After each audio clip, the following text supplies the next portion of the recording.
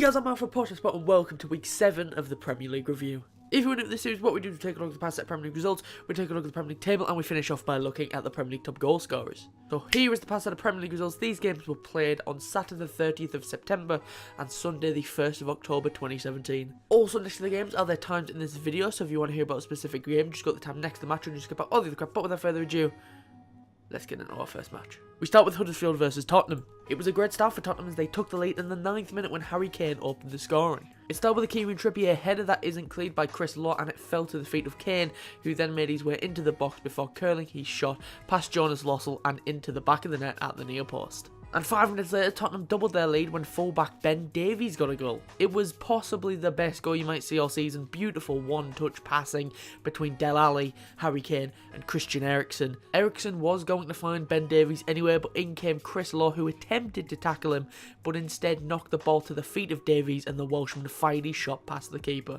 And Tottenham got their third in the 23rd minute when Harry Kane got his second in the match. It came when Kieran Trippier gave the ball to Kane, who dribbled the ball along the edge of the box before bending his shot into the far corner past the reach of the goalkeeper. And Tottenham got one more in the 91st minute when Moussa Sissoko got his first goal for Tottenham. Having just missed a chance, he took a shot inside the box and it took a massive deflection and it trickled into the bottom corner. And that's how the game ended. And you know what? For a game that had a lot of goals, I was bored for most of the second half.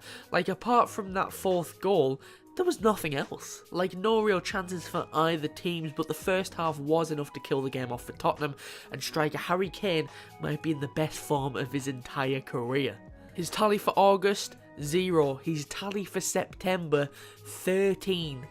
13 goals in 8 games for club and country. He is on a completely different level right now. And we move on to Manchester United versus Crystal Palace. It was a quick start for Manchester United. It was only 3 minutes into the game they took the lead through Juan Mata. It started with Marcus Rashford, who had the ball near the corner flag. He then cut inside of his man before laying it off to Juan Mata inside the box, who steered the ball into the net. And United doubled their lead in the 35th minute when Marwan Fellaini got on the score sheet. And yet again another goal that started near that corner flag. This time it was Ashley Young who cut inside and he floated the ball towards the back post where Fellaini was, and the Belgian poked the ball home from 2 yards out. And 5 minutes into the second half, Manchester United got their third when Marwan Fellaini got his second of the match. This time it came from a free kick as Marcus Rashford takes it and he drilled the ball into the box, which is straight onto the head of Fellaini, who nodded home. And in the 86th minute, United got their fourth when Romelu Lukaku got his 7th goal in 7 league games for United. It actually started with Lukaku as he flicked a header onto Ander Herrera, who then played it to Anthony Martial. Martial then squared it to Lukaku, who smashed it past Wayne Hennessy. And that's how the game ended. Another win for United, and let's be honest, did we expect anything else? If they lost or drew or even conceded against Palace, then I think the entire world would be mocking them. Nothing else that I can really add. United won, Palace lost, an expected result. And we move on to Chelsea versus Manchester City. For a game that ended 1-0, it was a very entertaining game. Manchester City were patient and dominated Chelsea in near enough every stat, and they got the lead they thoroughly deserved in the 67th minute when Kevin De Bruyne scored against his former club. It came when De Bruyne collected the ball in a lot of space. He then played a 1-2 with Gabriel Jesus, and then the Belgians smashed the ball into the back of the net from the edge of the box. And that's how the game ended. Like I said, for a game that was only 1-0, it was very entertaining and a game that you'd expect from two of the best teams in the league. Manchester City did well to cope without their main striker Aguero, as they could have had a few goals well before Kevin De Bruyne put them ahead. In the end, City never really looked in any danger as the blue side of Manchester picked up another 3 points. And we move on to West Brom versus Watford. West Brom took the lead in the 19th minute when Solomon Rondon got his first goal of the season. It came when Gregor Krychowiak played a long ball over which Rondon and Christian Kabasele competed for. Rondon shrugged off the challenge and squeezed the ball in from the tightest of angles. And 2 minutes later, West Brom doubled their lead and it was a typical West Brom goal as they scored from a set piece. It was a corner that Matt Phillips whipped in and it came off of the head of Abdullah Doucouré and it fell straight into the path of Johnny Evans and the defender finished with ease. But 15 minutes later, Watford got to go back when Abdullah Doucouré pulled one back for the Hornets. It started when Troy Deeney won a header over Ahmed Egazi. Richarlison then fed the ball through to Doucouré, who struck the ball left-footed past Ben Foster. And the game looked like it was going to end with a home win, but with the last kick of the game, Watford nicked a point when Richarlison levelled the scoring. It was a free kick for Watford as Jose Holebas whipped the ball into the West Brom box, and on the end of it with a header was Richarlison, who equalised the game. And that's how the game ended. West Brom will be devastated and will feel like they threw away 2 points at the very end. But judging by the entirety of the game, Watford played well, deserved at least a point, and a draw was probably the right result. And we move on to Arsenal versus Brighton. Arsenal took the lead in the 16th minute when defender Nacho Monreal got on the score sheet. It was a free kick played in and it was just a goal-mouth scramble as both Shkodran Mustafi and Hector Bellerin had shots blocked by Brighton defenders, and in the end it fell to Nacho Monreal, who drilled the ball home. And Arsenal doubled their lead 10 minutes into the second half when Alex Iwobi got the goal. It was a lovely passing display from Alexandre Lacazette, Aaron Ramsey and Alexis Sanchez, and to top it all off, the Chilean played a lovely back heel through to Iwobi, who smashed it past the keeper. And that's how the game ended, a comfortable win in the end for Arsenal, who simply had too much quality for the Brighton players. And to be fair to Brighton, they didn't do that bad, especially in the second half when Elias Kachunga and Glenn Murray came on. They mounted some decent attacks, but in the end, it wasn't enough and Arsenal picked up the win. And Arsenal have been in good form as of late, being undefeated in all of September, picking up 5 wins and a draw in all competitions, and Arsenal fans will be hoping that this form continues into October. And we move on to Stoke versus Southampton. It was a pretty boring first half until the final 5 minutes when the game got a kick up the arse, and it started in the 40th minute when Stoke took the lead through Mame Biram Diouf. It came from a corner that Charlie Adams whipped in, and Diouf shrugged off his man and powered his header past Fraser Forster. And 3 minutes later, Stoke were awarded a penalty. Saido Berahino made his way into the box before being dragged down by Virgil van Dijk, and the ref pointed to the spot. I presume that Xherdan Shaqiri normally takes Stoke's penalties, but Saido Berahino was eager to take the penalty and finally end his goal drought. Berahino put the ball left, but Fraser Forster went the right way and made the save, so Saido Berahino's awful goal-scoring record continues whilst playing for Stoke, as he hasn't scored since joining the club in January and hasn't scored at all since February 2016. That is appalling for a striker.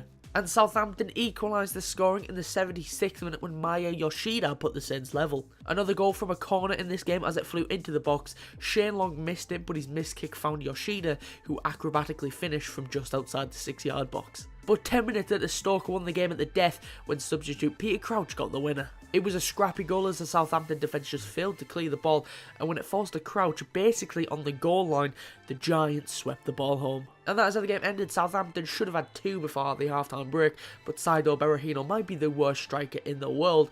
For a striker, he's not very good at scoring. Plus, what's going to make it worse, he was subbed off, and the man who got subbed on in his place was the man who got the winner, Peter Crouch. Southampton had a lot more possession of the game, but they just lack any sort of killer instinct in front of goal, and that showed as they lost at the Bet365 Stadium. And we move on to Newcastle versus Liverpool. Liverpool took the lead in the 30th minute when Felipe Coutinho opened the scoring. It was a typical Coutinho goal as the Newcastle defenders let him cut inside onto his right foot, and he curled the ball past the keeper at the near post from 25 yards out. But only 5 minutes later, Newcastle levelled the scoring following another defensive mistake from Liverpool. Former Liverpool player Jonjo Shelvey played a ball through the middle of the Liverpool centre-backs, and it played in Joselu, who was one-on-one with the keeper.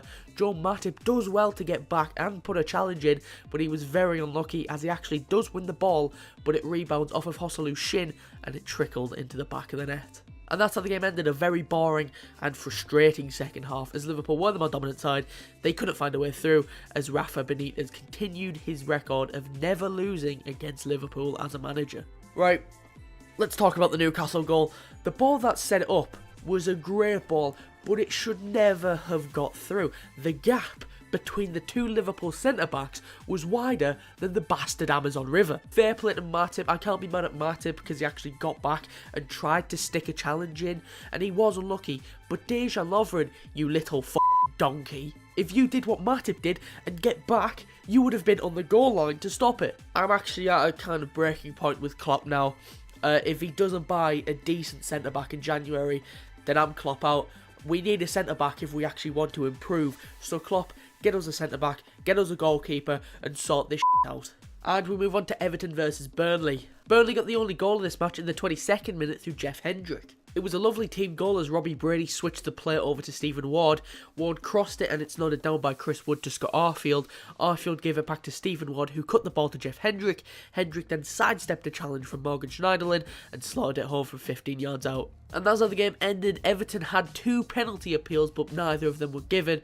One of them definitely wasn't a penalty. One of them could have been. It's a difficult one. Then again, Burnley had a decent penalty appeal as well, and I'd say if Everton's was a penalty, than Burnley's was as well. In the end, Everton had some great chances and really should have got themselves a point, but in the end they just can't finish. But let's not take anything away from Burnley, who have been playing exceptionally well, and with this win, this is their best start to a Premier League season ever. And we move on to West Ham versus Swansea. This one was a very boring game throughout the entire game, but we did get something to talk about in the 90th minute when West Ham nicked the win in the dying moment of the game. It came when the two substitutes combined as Arthur Masuaku crossed the ball in, and it fell to Diafara Sakho, who stabbed home from close range. And that's how the game ended. Like I said, a very boring game. No real chances for either team. Swansea had one decent chance in the first half, but that was about it. The London Stadium has been filled with very tense fans following their bad start to the season, but the last minute winner must have eased the tension on the players and Slavan Bilic. And finally, we've got Bournemouth versus Leicester. Nothing happened in this one. The home side were the more dominant side, but they failed to convert a whole host of chances as both teams continued their poor starts to their seasons. So yeah, that's about it really. Bournemouth should have won. They couldn't score. You don't score, you can't win. Right, so that's all the fixtures I've got for you this week. Before we go, let's take a look at the Premier League table and top goal scorers. Starting off with the Premier League table. Start with the top 5, and as you can see, Manchester City are top on goal difference after they overcame their biggest challenge of their season so far after they beat Chelsea. Man United are second on goal difference despite putting 4 past Crystal Palace.